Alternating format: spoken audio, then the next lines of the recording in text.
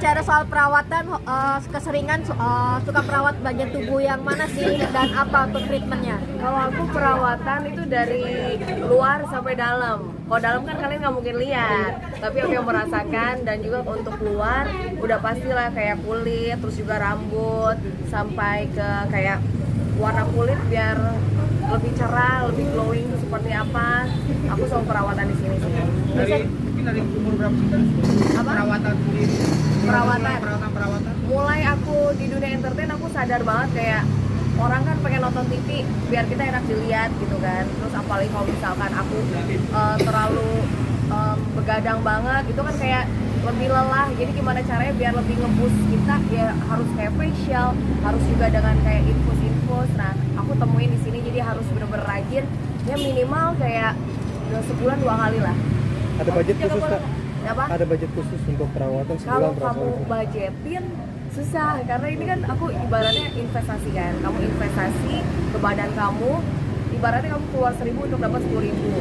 Kalau misalkan untuk diri kita sendiri dan bisa menghasilkan, ngapain dibudgetin? Ada perawatan juga. Apa? Botox pasti ada, kan melawan umur ya, biar potong umur gitu kan. Udah pasti ada, apalagi kan aku ekspresif banget kan, kayak harus ketawa, harus sedih misalkan kayak gitu. Itu kan kerutan pasti ada. Tapi kayak kalian tuh di sini aku udah gak ada kerutan, karena aku rajin ngelakuin itu. Itu udah pasti sih. Mungkin Sempat menjaga pola makan juga nggak sih Kak untuk menjaga apa namanya tubuh tetap fit dan juga perawatan ini? Jaga pola makan udah pasti ya. Di sini kan emang ada selimut juga, tapi emang harus dibantu dari dalam dan juga luar gitu. Kalau misalnya dari dalam, aku harus kayak minimal seminggu 3 kali aku olahraga. Terus juga kayak jaga makan. Aku kan nggak makan nasi putih udah hampir 8 tahun. Terus kayak nggak kurangin lah makanan kayak berlemak, gorengan kayak gitu. Udah pastilah Pengganti karbonya itu sendiri apa sih Kak? Kan katanya Kakak juga udah bertahun nggak makan nasi ya? Iya. Aku makan roti gandum, terus aku makan kayak umbi-umbian, jadi lebih kayak yang natural lah. Soalnya kalau misalnya nasi putih kan terlalu banyak kayak kadar gulanya kan, takutnya diabetes. Mbak Maria mungkin kalau flashback sedikit dulu pertama kali perawatan agak sedikit ekstrim tuh apa? Sedikit ekstrim. Yang berdarah-darah ya, itu bagi aku itu ekstrim banget. Kayak kamu kan dulu aku waktu SMP itu karena kulitku berminyak, jadinya kan banyak jerawat kan, terus aku pernah hampir seluruh muka tuh aku jerawatan. Nah buat hilangin bekasnya, kita harus kayak salmon DNA dan juga PRP. Nah itu kan berdarah-darah. Jadi seminggu tuh mukaku rusak, darah semua ini pas awal, udah serem lah. Tapi setelah seminggu kemudian bener-bener glowing banget, kayak bener-bener noda tuh hilang gitu kan, pori-pori lebih kecil. Sempat minder nggak kayak gitu? Ya seminggu hancur. Ya kalau yang cinta yang sayang mah sayang aja lah. Dari seminggu hancur pokoknya, dia insecure, nggak mau kemana-mana. Diam aja di rumah. Diem di rumah demi keglowingan, beauty is pain kan. Dan itu akhirnya tertarik, apalagi setelah itu yang dicoba yang agak sedikit ekstrim. Yang sedikit ekstrim,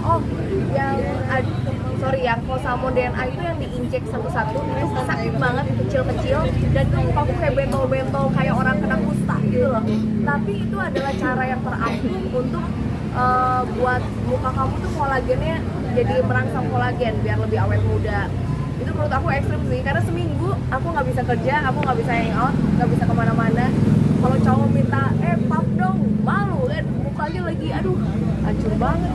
Arya tapi Klinik kecantikan cocok-cocokan nggak sih kayak gitu? Apa?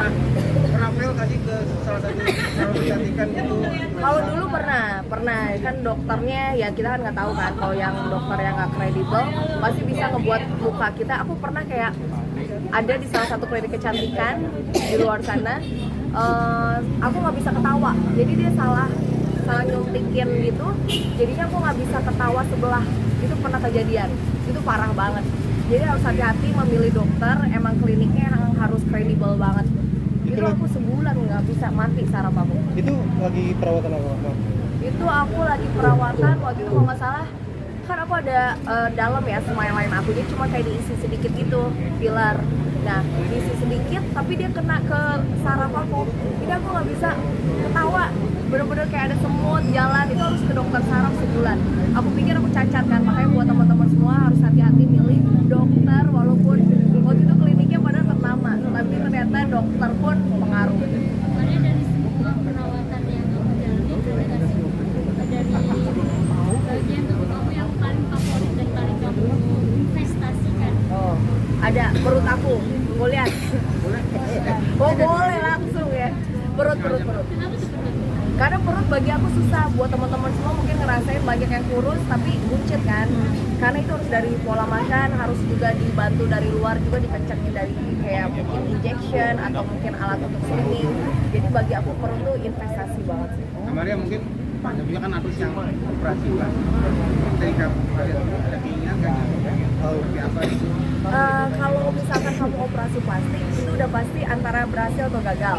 Nah kalau kamu treatment kecantikan kayak gini, kamu kalau misalkan nggak suka kamu bisa hilangin. Let's say filler, aku nggak suka nih fillernya misalkan terlalu berlebihan di bibir, let's say, kamu bisa hilangin. Tapi kalau misalkan kamu operasi bibir, itu kalau kamu gagal ya udah terima nasib aja.